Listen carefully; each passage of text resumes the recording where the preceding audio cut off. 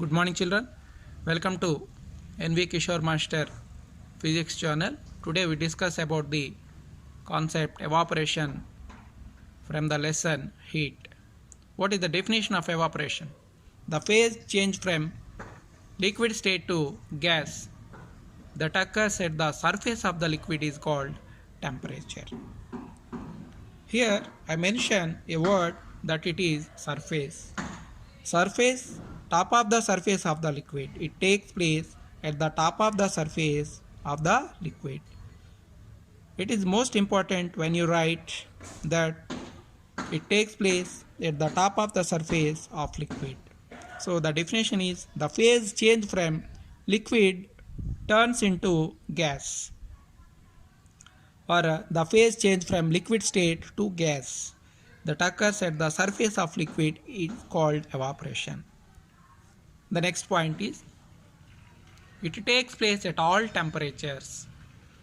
It takes place at all temperatures. That means evaporation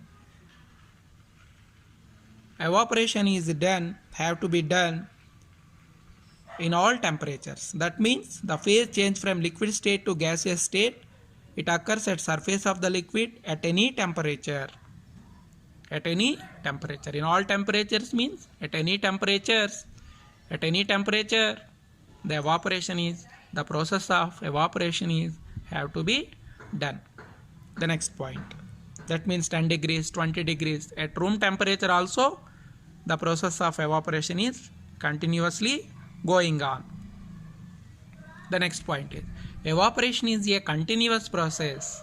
So at morning time, at evening time, at night time, on all these times the process of evaporation which is going on. That's why evaporation is a continuous process. The next one is it's a surface phenomenon. Already I discussed about it that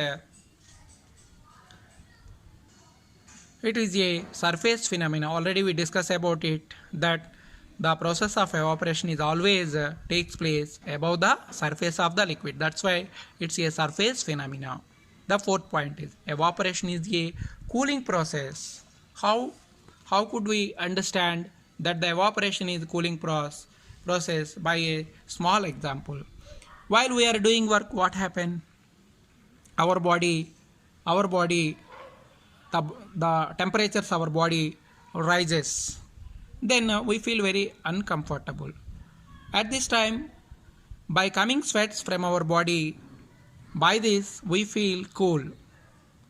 This sweat which are secreted by the sweat glands. By the sweating we feel something cool.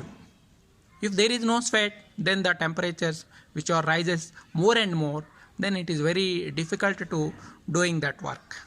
So by sweating, by our sweat glands in our body, by the sweating only we feel comfortably and we feel something cool. That's why evaporation is a cooling process. The next one.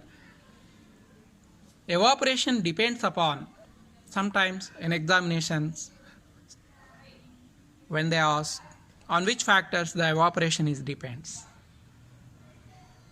The evaporation depends upon, the first one is surface area, second one is humidity, and the third one is wind speed. Surface area. When we take same volume of water within different kinds of utensils. For example, I taken here a glass of water I taken, and another utensil which is having more surface area than the glass, a saucer or a cup. Same volume of water I kept inside both the utensils. Here I pour.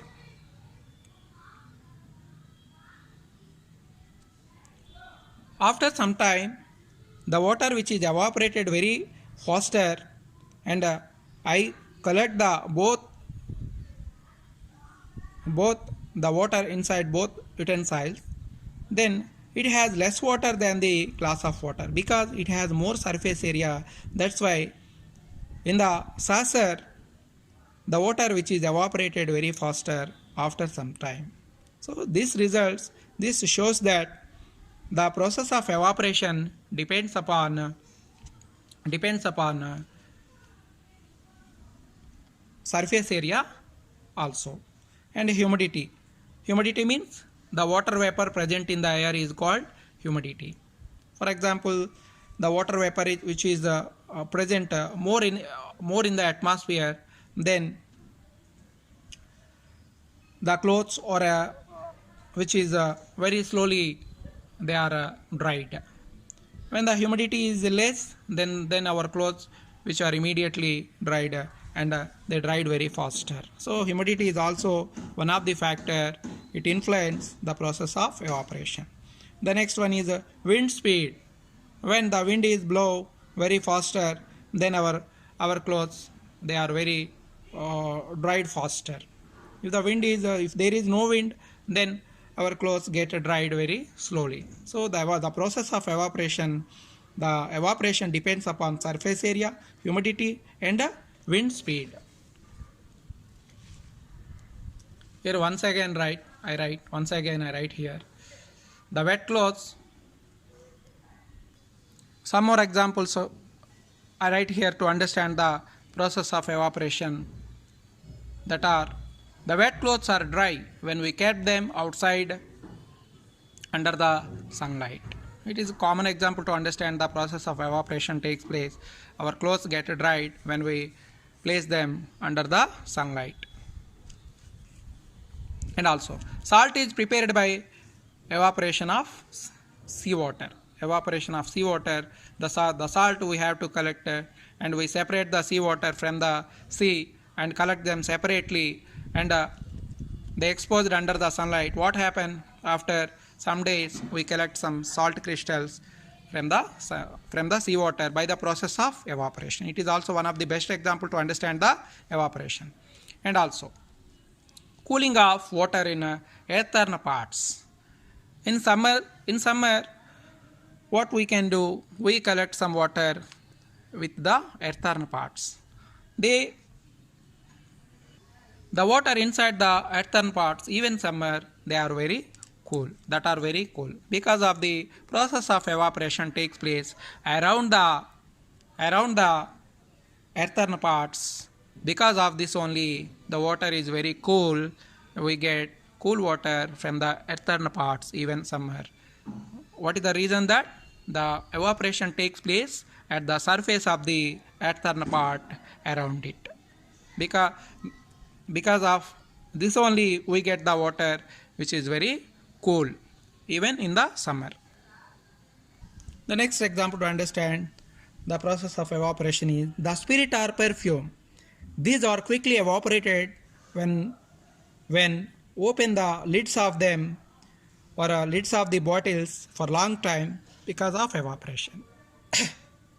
When we open the lids or caps of the bottles of the perfumes or a spirit, what happened? The spirit or perfume inside them, they are quickly evaporated because of the evaporation around the atmosphere. And the final one is evaporation is a natural phenomena. It is a natural phenomena. It's the process of evaporation is quite common in the nature. So evaporation is a natural phenomena and it plays an important role in falling of rains.